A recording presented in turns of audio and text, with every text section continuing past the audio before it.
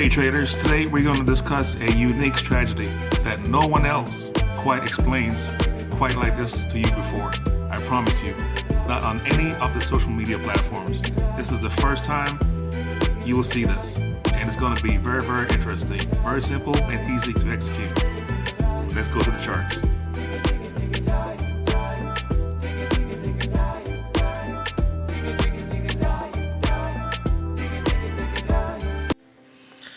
All right, family, before we begin, just want to put in a quick disclaimer that this is for training and entertainment purposes only, and this is not a financial advice. Okay, that being said, now if you're extra conservative and you just want to take your time with your trades and you have maybe some kind of trader's anxiety, for example, well, I have a solution for you.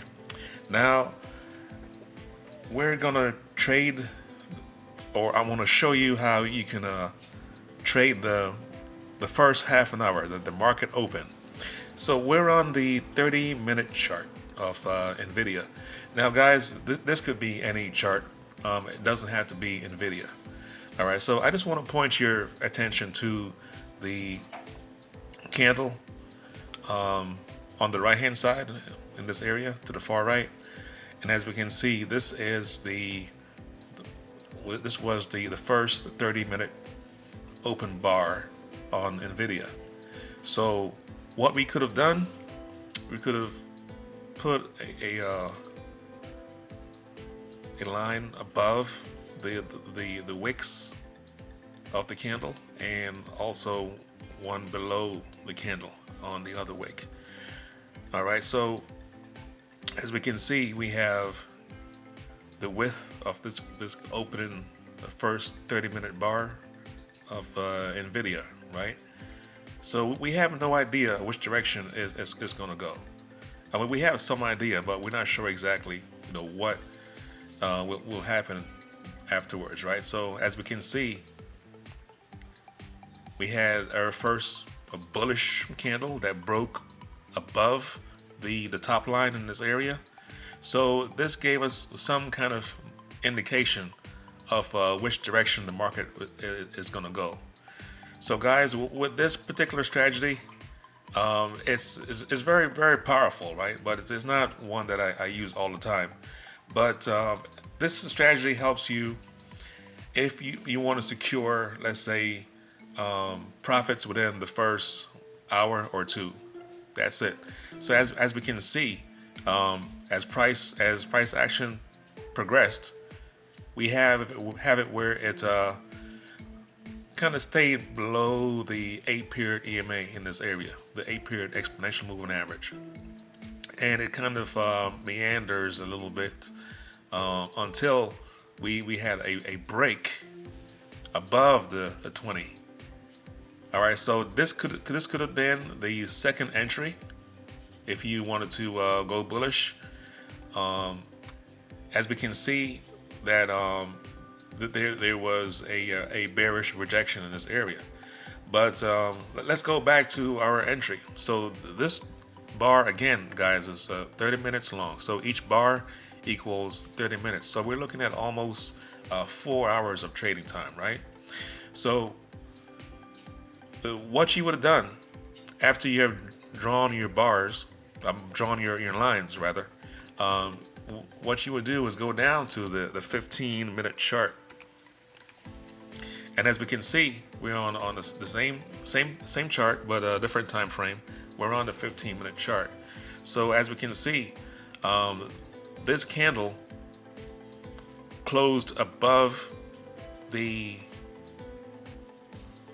top line in this area. So this is where you could either do this both ways. You could wait for a break or a just a push past the top line, or what you would do is buy into the run up that's coming out of that top line, right? And then you would have put your stop loss somewhere either right below that candle or right below the bottom of this candle in this area. So you had two choices, right? Stop loss go here, or the stop loss goes in this area.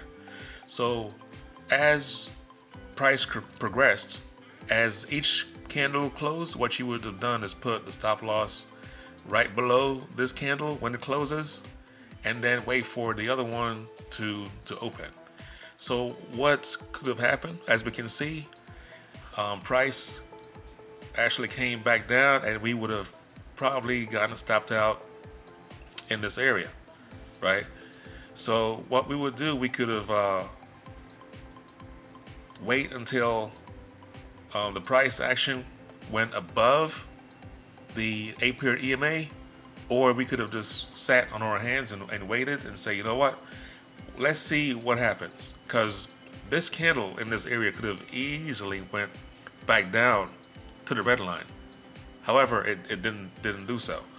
So what happened is that price action went into the 20, it closed above the 20, and then we have another push above the 8-period EMA in this area. So what you would have done in this case is wait for the close of this candle, of the blue candle, and then you would have put your stop loss right below this candle in this area, and you would have had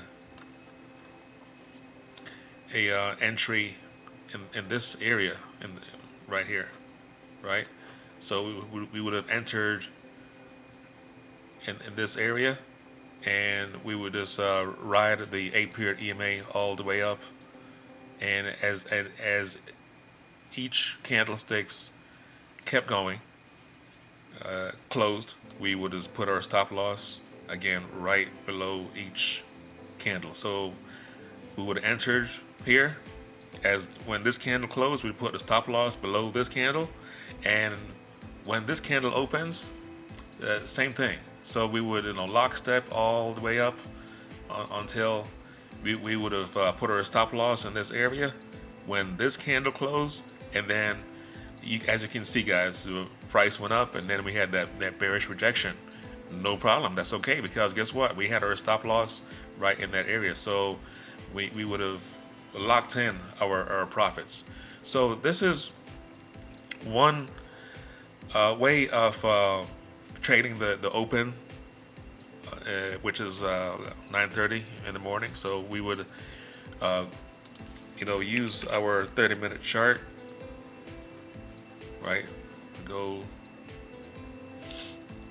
We would use our 30-minute chart. We would put the lines on top and the lines at the bottom of the candle, and then you would see which way it broke out.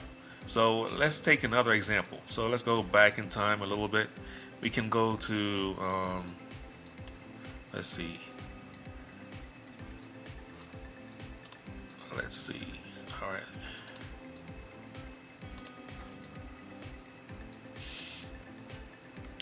Let's see. I'm trying to find another market open. All right. So yes, perfect. So we have, if you see where I have my cursor, this is, correction, wrong candle, guys, hold on. We're going over to, I'm trying to find one that says 9:30. All right, perfect. All right, so here we are, NVIDIA 30-minute chart, and this is the first 30 minutes of the trading day. All right, so what we would do is put our lines right above and below the candles. Now, some people, when they do this, they either go to the body of the candle or the wick. Well, there's no right or wrong answer, guys. It's just up to you how you want to play this. All right, so let me just zoom in a little bit so you can see a little better what I'm talking about. I'm gonna zoom this in.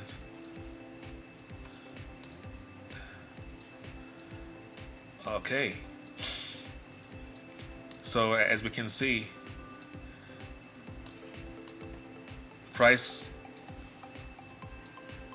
kind of meanders a little bit, went sideways, and then we had our close below the bottom line. So in this instance, guys, what you could do is you would have entered to go short in this area, and then you would have put your stop loss in this area right here. So you would cover in this area, you would enter for the break below. But the cool thing in this instance, we have another confirmation, and that is the 8-period EMA.